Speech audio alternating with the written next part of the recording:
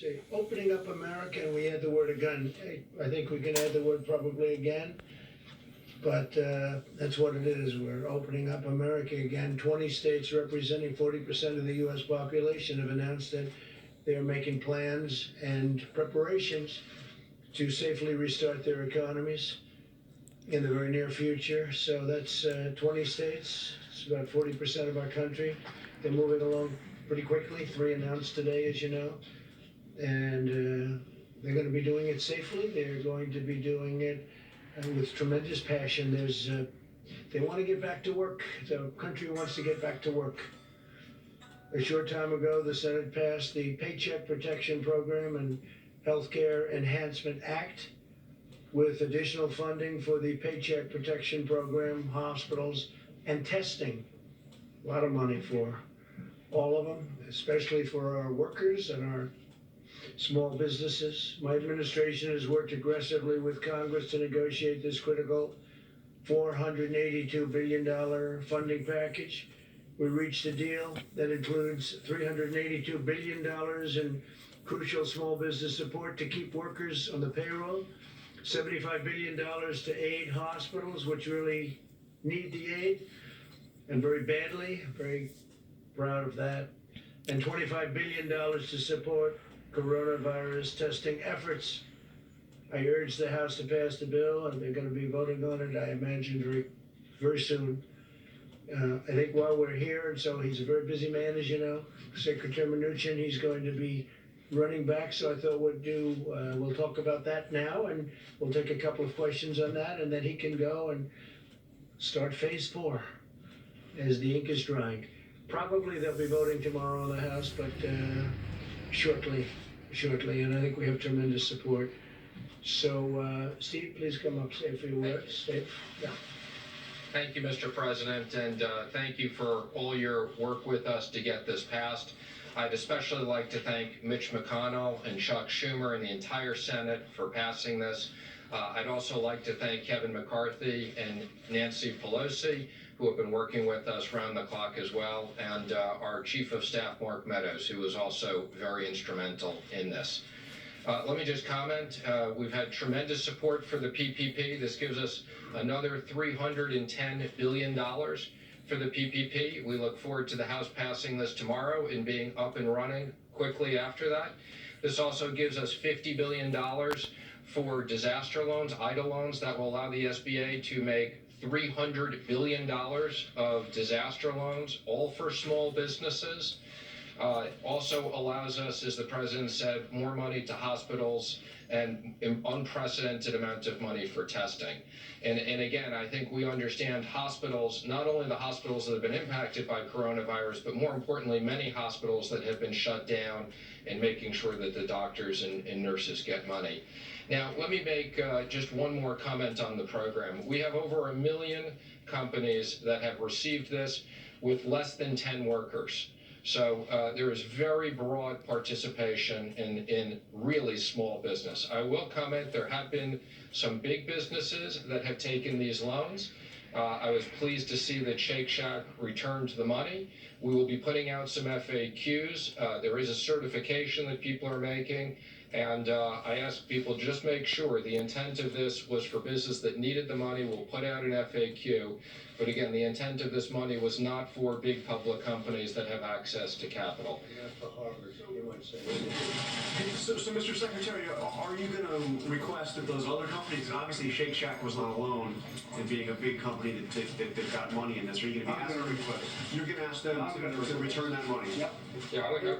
Harvard's going to pay back the money, and they shouldn't be taking it. So Harvard's going to. You have a number of, I'm not going to mention any of the names, but when I saw Harvard, they have one of the largest endowments anywhere in the country, maybe in the world, I guess, and they're going to pay back that money.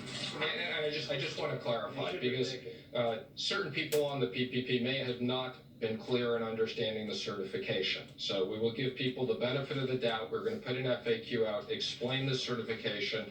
If you pay back the loan right away, you won't have liability to the SBA and to Treasury, but there are severe consequences for people who don't attest properly to this certification. And again, we want to make sure this money is available to small businesses that need it, people who have invested their entire life savings. We appreciate what's going on, and they're hiring people back. And how are you going to ensure that those small businesses, those small restaurants, cafes, bars, who did not get the money last time around, are going to get it this time? Well, as I said, there are a million of these companies that did get it that are very small. We're working with the banks. We're extremely pleased that the small banks did great. 20% of the loans were made by banks of $1 billion and less, 60% by 20 billion and less, and the big banks also. We want everybody to participate. There's now a lot of money back in the program, and we look forward to all these small businesses getting access to funds. Brett, it's great to see you here. Thank you, Mr. Secretary. Did you estimate how long this is going to take? That other pot of money obviously went quickly. Do you assume this is going to go quickly as well? Well, let me just say, we're pleased with the success of this program and how quickly this got up operationally. We've put out more money in these SBA loans than in the last 10 years of SBA. So I want to thank all the banks that have worked really hard. We knew that when we passed this originally, if there was full takeout, we wouldn't have enough money. That's why we've worked with Congress for more money. And this is going to, we've already impacted about 30 million workers. There'll be a lot more. So we look forward to this having a big impact on the economy. Yesterday, the president said he would look into the issue of felons, the criminal convictions, getting access to some of these programs. I wonder if you have an update on that. Sure. So we worked with the White House on this. There were actually much more onerous restrictions in the SBA program. There were people who had misdemeanors that weren't allowed to access the program. It was much longer than 5 years. And, we very much, because of the criminal reform legislation that was passed and the work that's been done in the White House by Jared and others, we specifically designed the program, and the 5 years was significantly shorter than what had been done before. So we had already taken that into account. For now, we're not going to do that. But I want to just emphasize, we did take this into account. There were a lot of people that wouldn't have access previously, and we changed those regulations. Saturday, the president talked about a phase 4. I know we all understand the circumstances and why businesses need this, but how many more phases can we afford to have, or can businesses expect to have? Do you see a phase 5, a phase 6, a phase 7? What's your thinking on this? Well, first of all, I very much appreciate the president's support for phase 4. He put out a tweet. As the president said, we would look forward to phase 4. Would be infrastructure. The president's been talking about infrastructure since the campaign. Roads, bridges, broadband, especially broadband now to rural America is very important. We've talked about incentives for restaurants, sports, entertainment, because these businesses have been impacted. The president has talked multiple times about a payroll tax cut. And we've also, we're talking about, in the case of states, we've heard from the governors and the fiscal issues of the states. I think phase 4 will most likely be what we need. I think based upon what we're seeing and the reopening of the economy and the amount of money we're putting in and working with the Federal Reserve on 13.3, I think you're going to see a lot of liquidity, and we look forward to business rebounding, especially later this summer. Just real quick to follow up, and the PPP program, is this the last tranche of money you think you're going to need for small businesses? We would expect this is the last tranche, but obviously we can always reconsider that. But this is a lot of money going out. Again, let me just be clear. It's another $310 billion here and another $300 billion of loans. That's over $600 billion putting into small businesses, which are the backbone of the economy, 50% of the private payroll. What do you think phase 4 will cost? And it will include all of those things? It'd be premature for us to comment what the cost is. We'll work with Congress on that, and we'll consider it. Infrastructure could be a big investment. That's going to be Size of the taxpayer dollars that are going out the door. You fellows kind of do a different way of thinking about the need for oversight, independent oversight on behalf of the taxpayer. We have independent oversight. We supported in the last legislation. Let me be very clear. We have a new inspector general. The president has already picked someone for that position. We look forward to the person being confirmed. We have an oversight committee of Congress that many of them have already been appointed. And let me just say, we put up last week for full transparency. We had no obligation to do this. We put up, you can go to treasury.gov, full transparency on the money that had been sent out on the PPP across states, showing all the big lenders, how it was distributed. No one lender did more than 4%. Show the businesses. So again, the president and I very much believe in full transparency. We're spending a lot of money, and we want to make sure that it's done effectively and fairly. Secretary, thank you. You started by thanking the leaders in the House and the Senate. Can you tell us more about how easy or hard it was to deal with both sides? Well, we've been working around the clock. I think there's been very good bipartisan support to get this done. The Congress is coming together, understanding the importance of this, and we've been working around the clock for days. So this is important legislation. It was a lot. We spoke to a lot of people. Mark Meadows has been fantastic, as I said. It's great to have him here in the White House.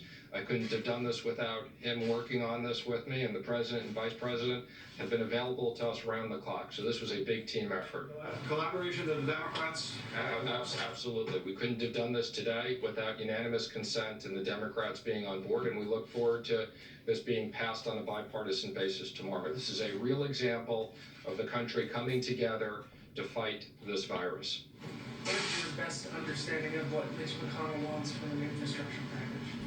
Again, I think we're not at the point of designing that. Like every other bill, we will work with senators on both sides on a bipartisan basis.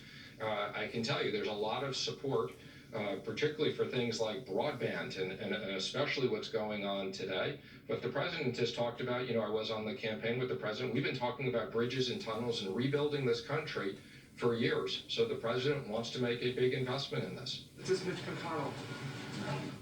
Mr. Secretary, what will we see the $17 billion portion of CARES reserved for companies being critical for national security? And also, will oil companies fit into that at all, per the president's tweet? So we're in the process of putting out guidance. That part was really designed for national security companies that are either major suppliers to the Department of Defense or companies that have top secret clearance. So that national security provision was very clear when we did that. The president has asked me to work with the Secretary of Energy. Obviously, the energy business is very important to us. This has national security issues, but different. And we look forward to looking at what existing capabilities we have, and that will be something we may need to go back to Congress and get additional funding for. Similar to the airplane or airline bailout at all, or completely different situation. I mean, what you have with the airlines is, we had a very, very good airline industry. Because of the virus, they basically shut down.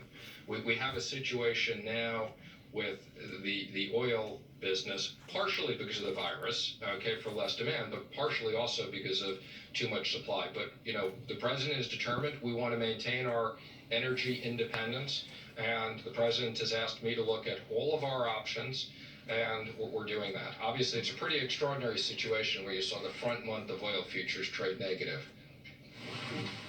Hi, on the issue of the fourth stimulus bill and aid to state and local governments, any thoughts on whether that money should be proportionate to the rate of infection in states, so that harder hit states? Interesting, but way too early to consider that. Whatever we do, we'll do on a bipartisan basis.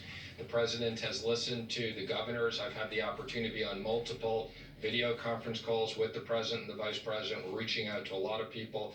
There's a lot of states that have been impacted, but way too early to figure out that level of design. You mentioned if a large company applies for one of these loans and maybe manipulates or works the system or works the loopholes to get it, what are some of the consequences to, if a large company tries to get one of these PPP loans? What can you do? Well, you used the word manipulate. I'm going to give people the benefit of the doubt. Again, we're going to put up very clear guidance so that people understand what the certification is, what it means if you're a big company. Again, there is a provision for, where there are multiple affiliates that people can access this, but the intent was not for companies that have access to plenty of liquidity and other sources. And again, if to the extent these companies didn't understand this and they repay the loans, that will be okay. And if not, there'll be potentially other consequences. Can you talk about what those consequences could be? Again, you can look at the certifications. They're quite significant. Do you have an estimate of how many jobs have been saved with all the money that's gone out in PPP so far? Well, I can tell you the PPP so far is over 30 million jobs. And again, that doesn't account for other money that we've sent out. And again, we're very pleased. The direct deposits have gone out. We've started sending out the checks. We're also going to be supplementing our capability and sending prepaid debit cards so we can get money out quickly to people. So everything that the president has had us working on is providing significant stability in the economy while we're dealing with this difficult time when, for medical reasons, we've closed down major parts of the economy. Thank you very much. Thank you. Thank you, Mr. That was a nice question, actually. It's a good question, too. So the noble fight against the invisible enemy has inflicted a steep toll on the American workforce. As we all know, millions of Americans sacrifice their jobs in order to battle the virus and save the lives of our fellow citizens. We have a solemn duty to ensure these unemployed Americans regain their jobs and their livelihoods. Therefore, in order to protect American workers, I will be issuing a temporary suspension of immigration into the United States. You heard about that last night. By pausing immigration, we'll help put unemployed Americans first in line for jobs as America reopens. So important. It would be wrong and unjust for Americans laid off by the virus to be replaced with new immigrant labor flown in from abroad. We must first take care of the American worker, take care of the American worker. This pause will be in effect for 60 days, after which the need for any extension or modification will be evaluated by myself and a group of people based on economic conditions at the time. This order will only apply to individuals seeking a permanent residency. In other words, those receiving green cards, big factor, will not apply to those entering on a temporary basis. As we move forward, we'll examine what additional immigration-related measures should be put in place to protect U.S. workers. We want to protect our U.S. workers, and I think as we move forward, we will become more and more protective of them. This pause on new immigration will also help to conserve vital medical resources for American citizens. A short break from new immigration, depending on the time we're talking about, will protect the solvency of our healthcare system and provide relief to jobless Americans. Today, Vice President Pence visited the hardworking men and women of General Electric Healthcare in Madison, Wisconsin, who are working 3 shifts a day to quadruple their production of ventilators. We're way ahead of schedule on ventilators, as you know. That's why it's never brought up by the media. They don't like to bring things up when we're doing so well. GE is also working with Ford to make 50,000 ventilators in the next 100 days, more than our entire country typically produces in a very long period of time, doing that in a matter of a few weeks and a few days.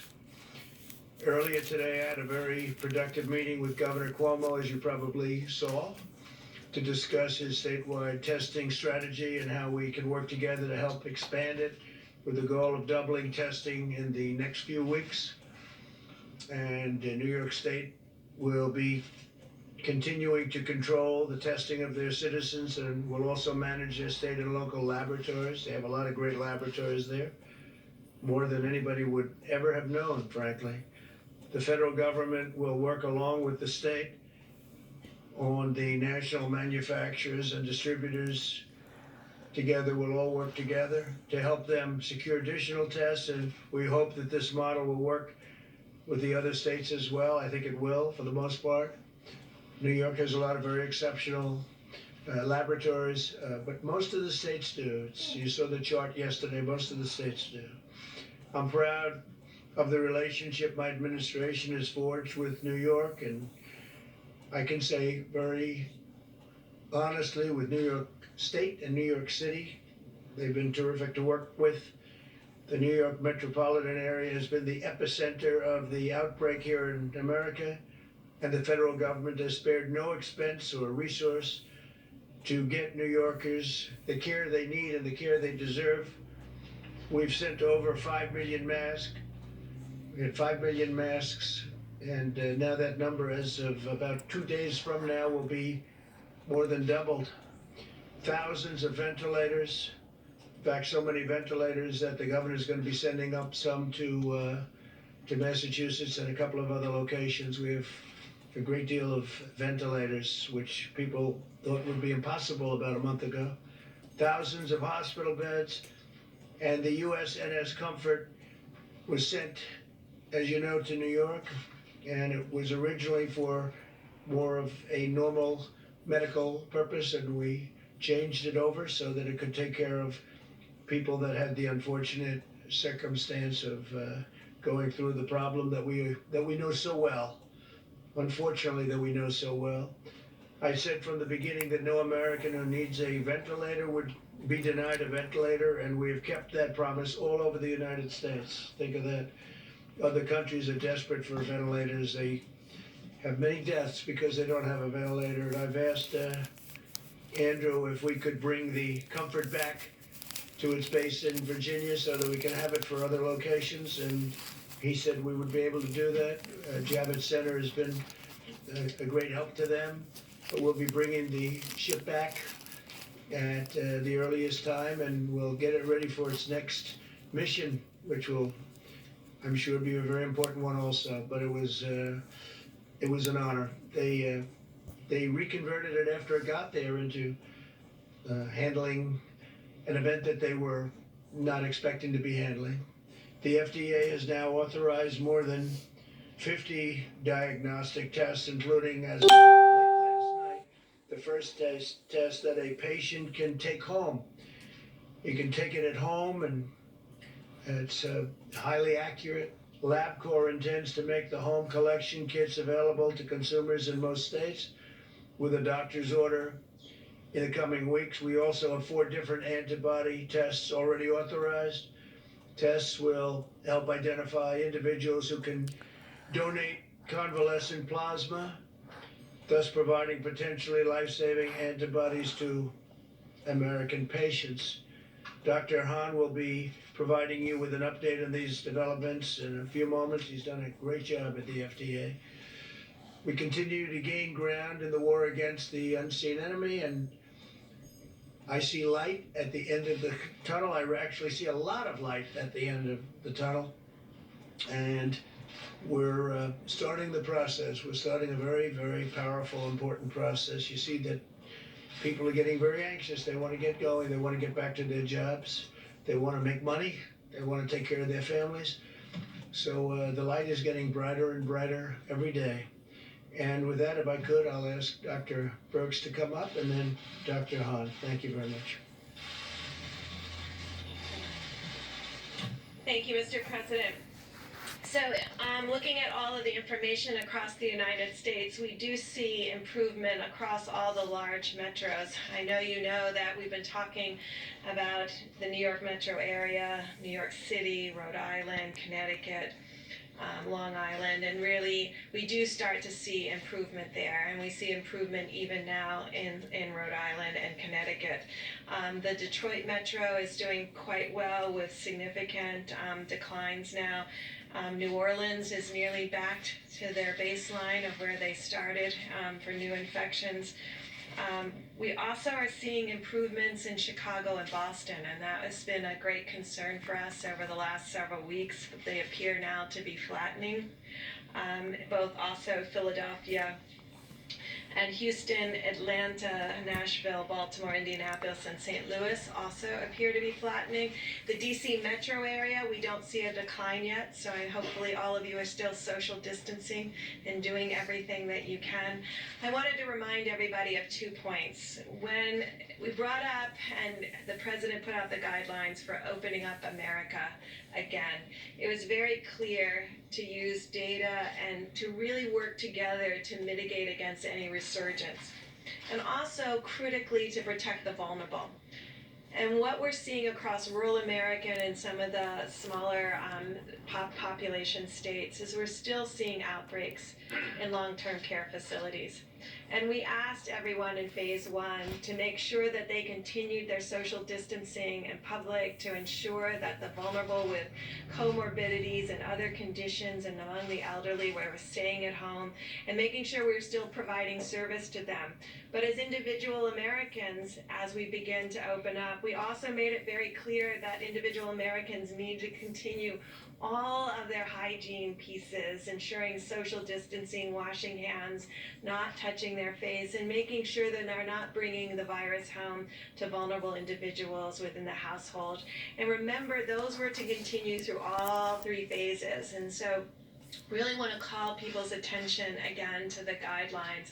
We are continuing to see outbreaks in nursing homes and in confined spaces, and I think as Americans we want to stop that, and we have the ability to do that by really paying attention to the guidelines that were to be in all 3 phases. And so I'm calling on the states again to note that an informed community and knowledgeable community is a protected community. So make sure all of your states have your cases visible to the communities so they can make decisions and understand where the virus is in their community and understand how to tackle it with their state and local governments. This will be absolutely critical. And the surveillance that we called for to find asymptomatics before people get sick, as an early warning signal. We ask for those to be in the federal clinics, in our inner city, more vulnerable areas, among indigenous populations, and of course in our long-term care facilities and prisons. We really want to support state and local governments to move forward on these critical monitoring to protect individuals that may be in the most critically vulnerable states. We will continue to see mortality and deaths among our American citizens, particularly in the cities as they begin to move past peak, because deaths will lag. And so we really need to continue to unite and really, really, really support our healthcare providers who are still on the front lines. They have been on the front lines now for weeks and weeks and weeks. And so no matter what city they have been in, they have not seen the relief that we've been able to talk about at the light at the end of the tunnel because of the delay in hospitalizations and deaths. So to our healthcare providers, to our respiratory therapists, and to everyone in the labs, thank you for the work that you're doing to protect Americans and give us one of the lowest mortality rates in the entire world. Thank you.